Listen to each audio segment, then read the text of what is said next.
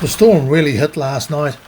The folks who were concerned about the rising Waitara River levels yesterday muttered something about a pass being closed, biffed all their gear on their vehicles and headed for the hills, literally.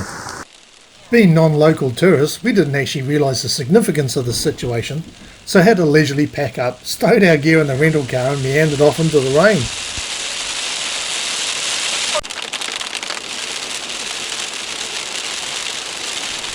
The whole valley really comes alive with what the locals term a light shower. All the rock faces up the Haast road had turned into waterfalls.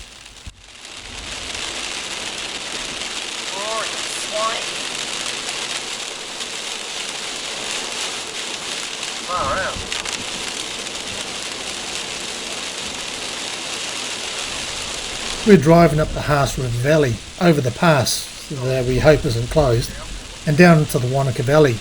When you see the route at a height, it's amazing that Julius Haast found his way through here in 1863.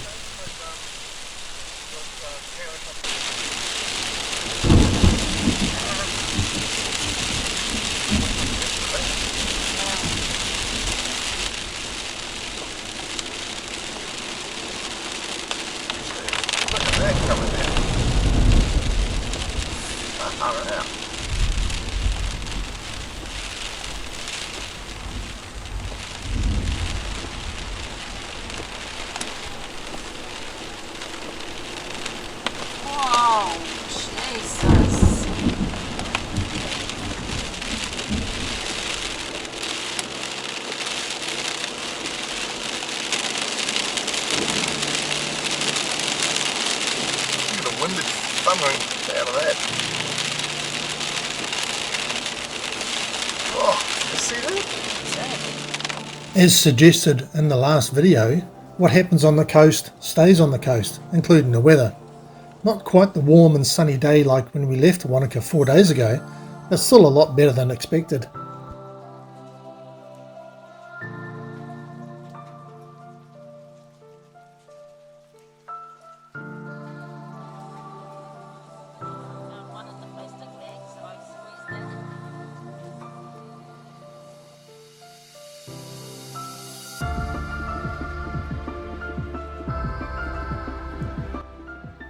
We followed State Highway 6 down the east side of Lake Wanaka, crossing over to the west side of Lake Hawea, down the Clutha River to the old gold town of Bendigo.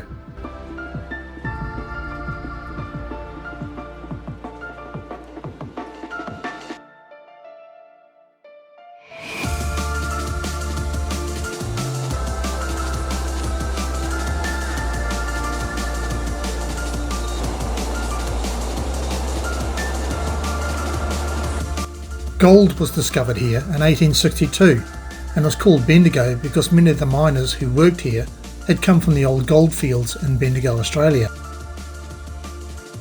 By the 1870s, it was considered Otago's richest gold reef.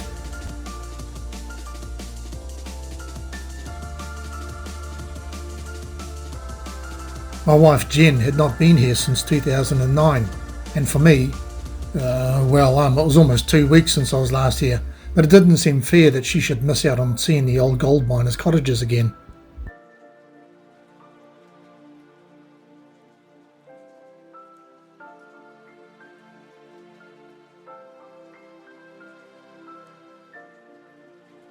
This area was known as the Cromwell Heritage Precinct. This was the main road up until the late 1980s, until the Clyde Dam was completed and the road was diverted, and Lake Dunstan claimed the lower part of the old town. We checked into a motel, then followed down Lake Dunstan to Clyde, then north up the Manahira, heading towards my favourite part of the country, the Maniatoto, the Plain of Blood.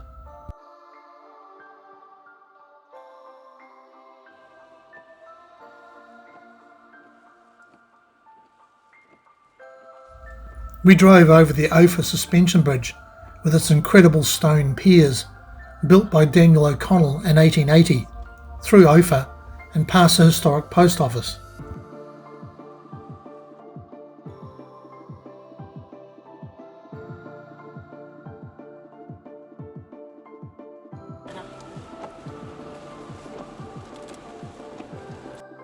We stopped to read the closed road signs at Thompson's Gorge Road.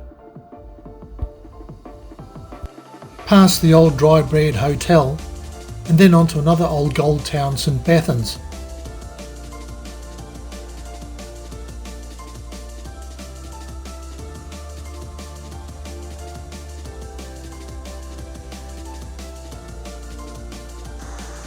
And finally to Falls Dam via Fiddler's Flat.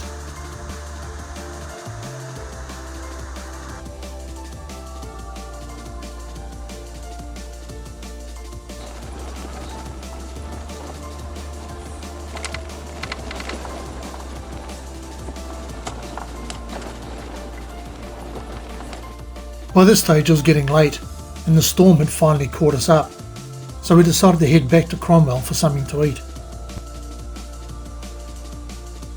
The next morning turned out to be a stunning clear day, so we drove back up the Cromwell Gorge into Queenstown, up Lake Wakatipu to 12 Mile Delta to walk up to Sam Summers' hut. This was another gold mining area, which was sluice mined from about 1863 to 1885.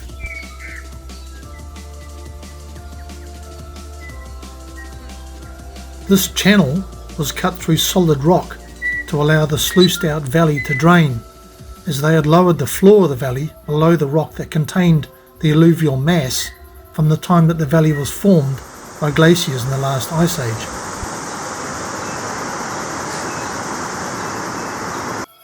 Sam Summers moved here with his brother in 1930 during the Great Depression, built this hut and supported his sister and 9 other brothers by prospecting and hunting for the next 10 years before enlisting and going to war.